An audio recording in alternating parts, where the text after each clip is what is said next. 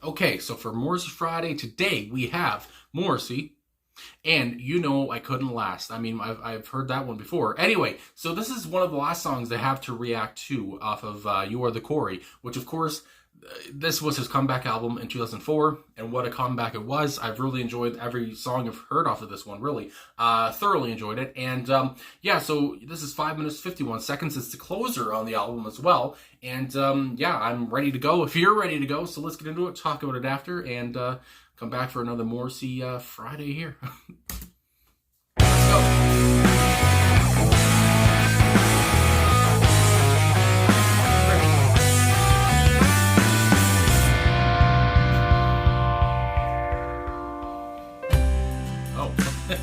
The whispering He tricked me. may hurt you, but the printed word might kill you.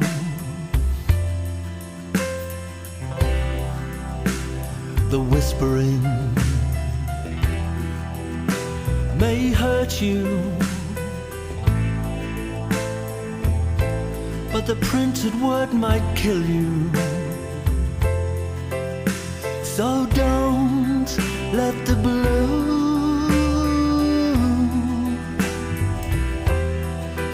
eyes fool you. They're just gel-ignite, loaded and aiming right between your eyes. CDs and t-shirts, promos, God knows. Oh, you know I couldn't last. Someone please take me home. Likable. Oh. The teenagers who love you, they will wake up, yawn and kill you. The teenagers who love you,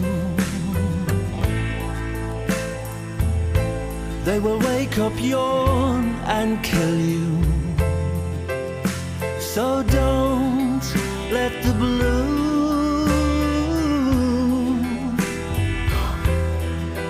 eyes fool you.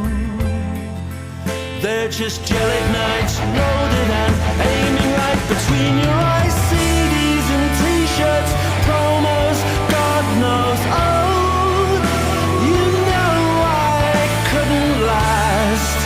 Someone please take me home.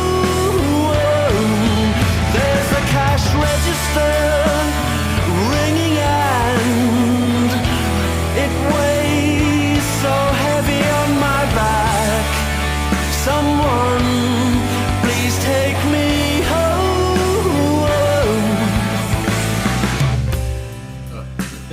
The critics who Goodness. can't break you, they somehow help to make you.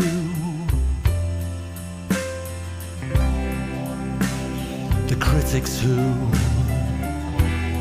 can't break you,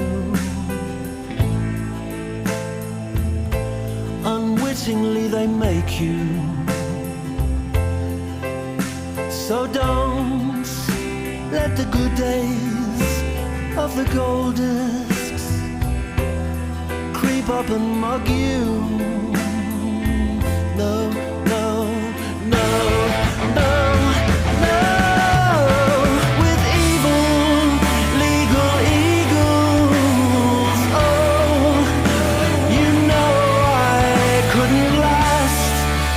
Accountants rampant, oh, you know I couldn't last. Every ist and every ism thrown my way to stay, and the northern leeches go on removing, removing, removing. Goodness. Then, in the end, your royalties bring you luxuries.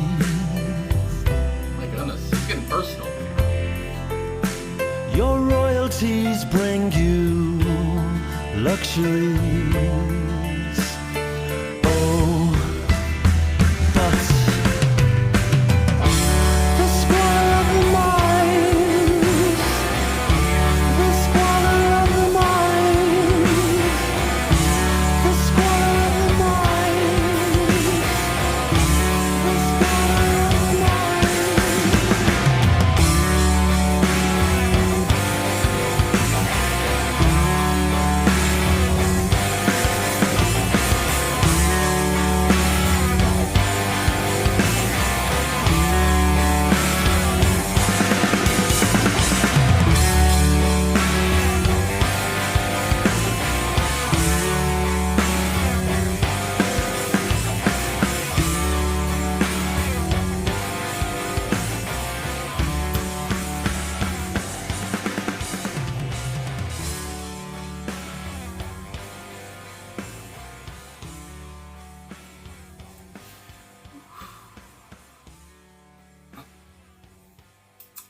Fade away.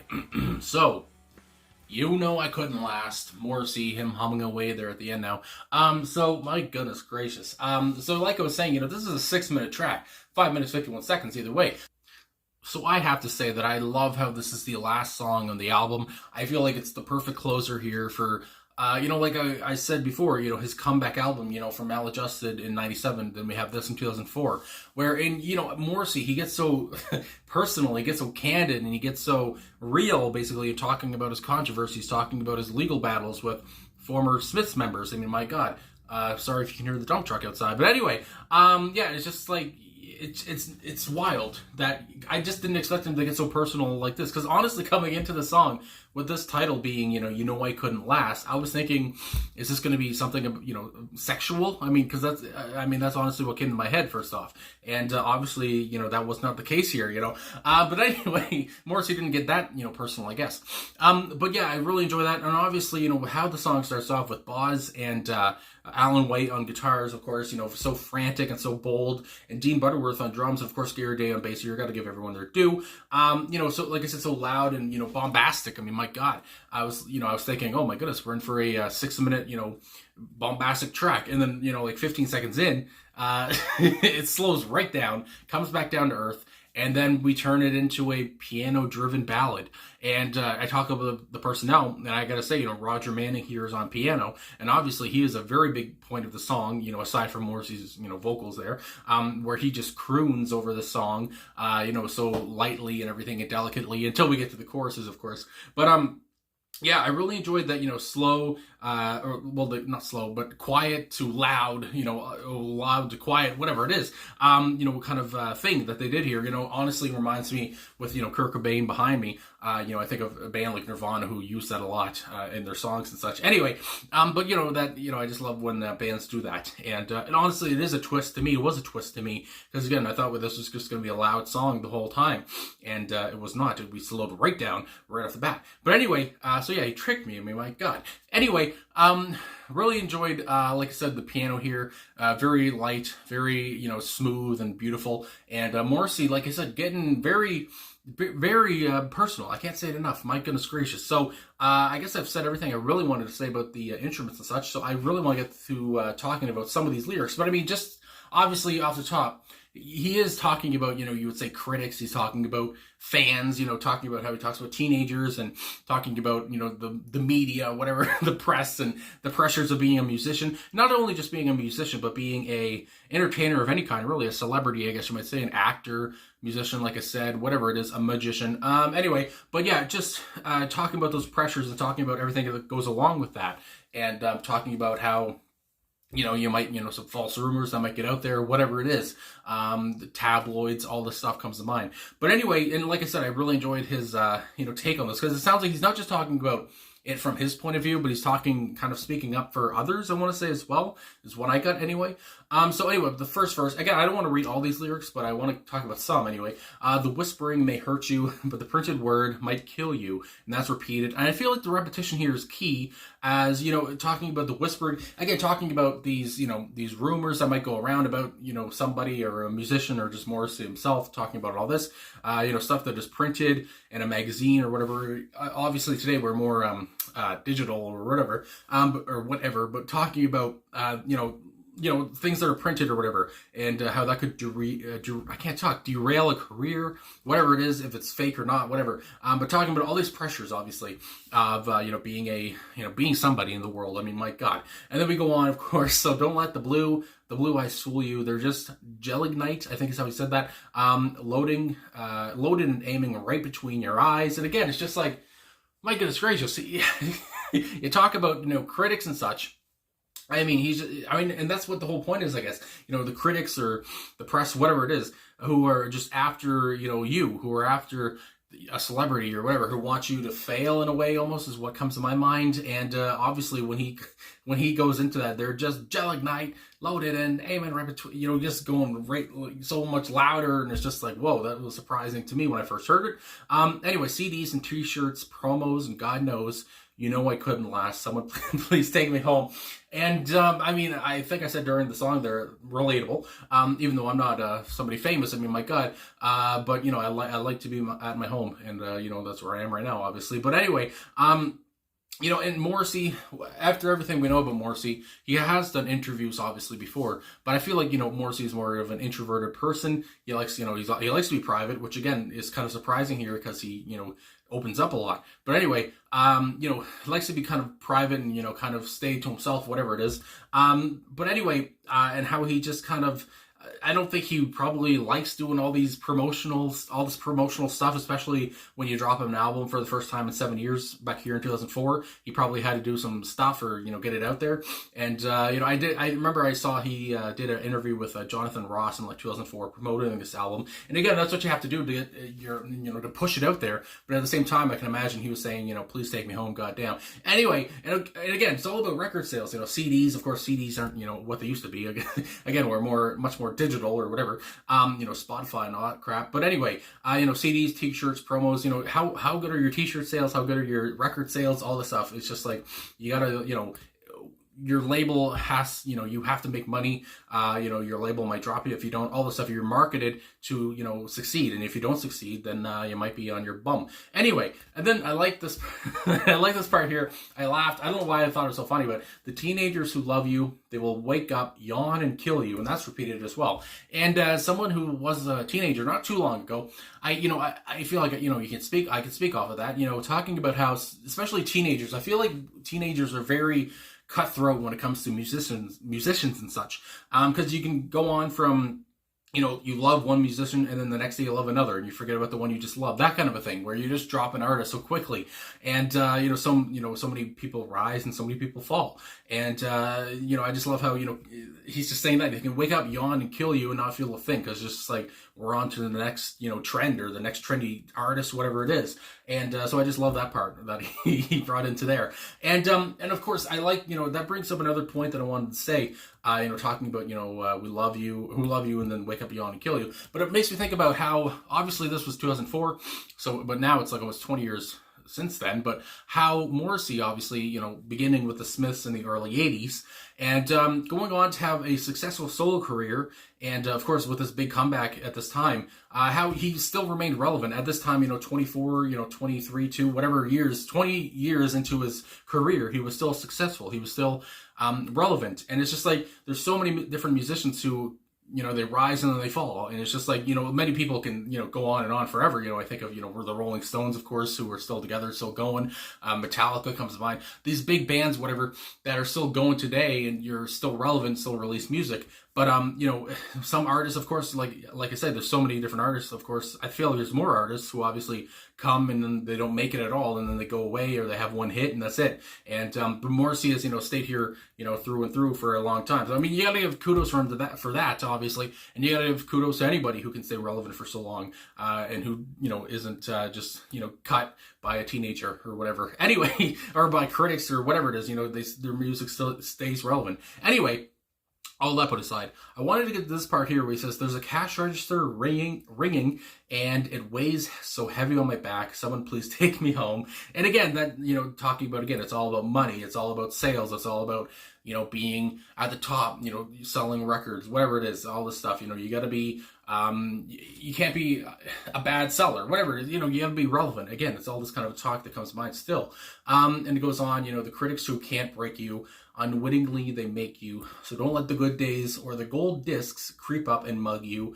No, no, no, no, no. And of course, this is where he gets fat or louder again. But anyway, I like this line, the whole point of the gold discs, because I think about, gold albums, platinum albums, multi-platinum albums, and how maybe an artist, who had, a big album before and they haven't had that success in a while, it's like, will it ever happen again? And it's just that whole thing of, keep trying, keep going, whatever, try to get to that, level again one day. Maybe you will, maybe you won't. But again, it's just like trying to, thinking back to those days of the gold discs or whatever. That's what comes to my mind when I hear that line anyway. And this is one of my favorite lines here in the third chorus. With evil legal eagles, it's I feel like Morrissey might have patted himself on the back after writing that line. Just evil legal eagles, my goodness. And of course, he's talking about here, he goes on, every ist and every ism thrown my way to stay. I mean, my goodness gracious. And the northern leeches go in, removing. Then at the end, your royalties bring your luxuries. Oh, but the squalor, I want to say, of the mind. And that's repeated. But again, this last, chorus, third chorus, and then into the fourth verse, he gets, again, very candid, talking about, every ist and every ism's been thrown his way. I mean, my goodness gracious, yes, it has. And then you go on to, again, the northern leeches. It kind of makes me think, again, about his court battles. Of course, your royalties bring you luxuries. Thinking about, the court battles he's had with with Johnny and with Mike and Andy. And again, I was just very surprised to hear him get so candid and get so real or whatever about it. And of course, 20 years later, these things are still so relevant to him. People still talk about all this stuff. But yeah, it's just an accountant's rampant. I couldn't last. And again, it seems like all this stuff is just Morrissey had, he hates having to deal with everything like this. He hates having to deal with court battles and people, all these ists and isms or whatever, and all that kind of stuff, and all these, CDs and T-shirts, whatever. It's just like, I couldn't last, with doing this, but he has. I mean, he has lasted doing this somehow. But yeah, it's just like, what a personal, private kind of a song that, that is, again, a great finisher off of a great album. Again, I loved so much about this album, You Are the Corey. I'd have to do, again, it would be so hard to do, rank my favorite Morrissey songs. If I ever did that, but, rank them, if I ranked it, off of, albums, by themselves or whatever. Because again, I really enjoyed everything I've really heard off of You Are the Corey. And I think I have like one more song I had to react to this one off of this album, but maybe not. Either way, yeah, it's a great finisher. He gets real, and I'm a little bit surprised by it, but happy to hear it. It's a very it's a very interesting song, obviously, and I love the slow and friggin' quietness, and then to the build up of just the the climaxes of the choruses. Just did not expect that at all, and how it started surprised me. So anyway, very intrigued, and it was fun. So anyway, I got gas, but thanks for watching. Thanks for liking, subscribing, commenting, all that stuff. Really appreciate all the support. And I guess that's all I'm going to say. So, if you want to say down below what you think, that'd be nice. But anyway, thanks for coming back for another Morrissey Friday. And I'll talk to you guys again soon. I think that's all I have to say.